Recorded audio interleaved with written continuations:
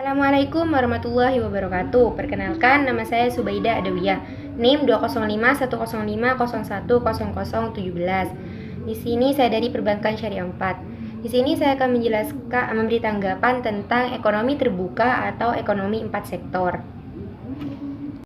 Yang pertama ialah pengertian ekonomi terbuka dan konsekuensi dari perekonomian terbuka.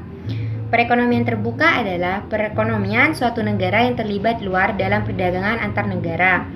Konsekuensi dari perekonomian terbuka dari segi ekonomi makro berarti ada pasar keempat dalam proses perekonomian, yaitu pasar luar negeri.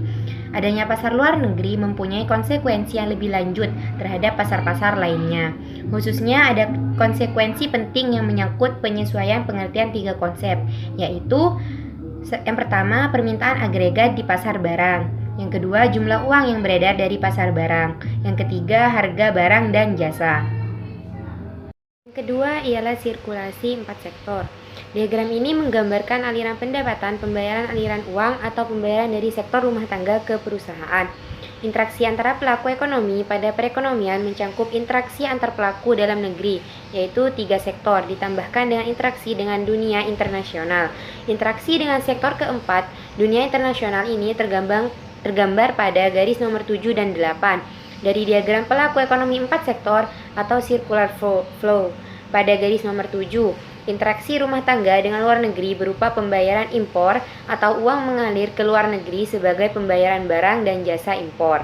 Interaksi yang tergambar pada garis nomor 8 adanya hubungan dunia internasional dan perusahaan dalam negeri, karena garis nomor 8 ini pada diagram pelaku ekonomi 4 sektor menunjukkan adanya aliran yang masuk dari luar negeri ke dalam perusahaan.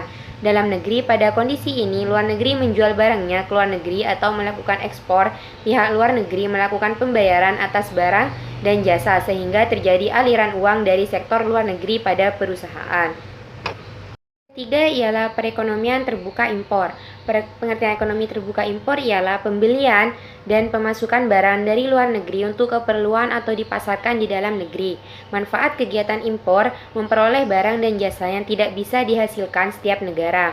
Yang kedua, memperoleh tenaga kerja modern, dan yang ketiga, memperoleh bahan baku. Yang keempat, perekonomian terbuka ekspor. Pengertiannya, barang dan jasa yang diproduksi di dalam negara dan dijual negara jika itu suatu negara membuka perdagangan internasional dan menjadi pengekspor suatu barang, maka produsen domestik barang tersebut akan diuntungkan dan konsumen domestik barang tersebut akan dirugikan. Manfaat kegiatan ekspor, memperluas pasar, menambah devisa negara, memperluas lapangan kerja. Berikutnya ialah faktor penentu ekspor dan impor.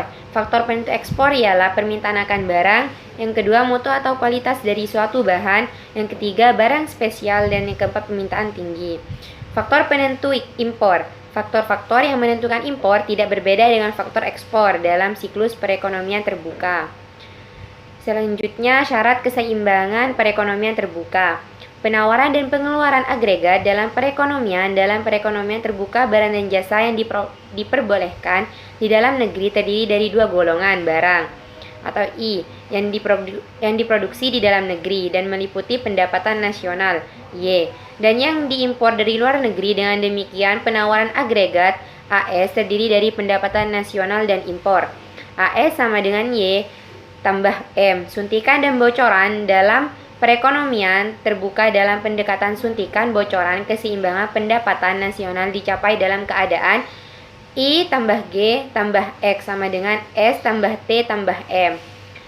Selanjutnya yang terakhir, perekonomian terbuka pada sistem ekonomi Islam. Menurut Manan, prinsip dasar yang telah ditetapkan Islam mengenai perdagangan dan niaga adalah tolak ukur dan kejujuran, kepercayaan dan ketulusan.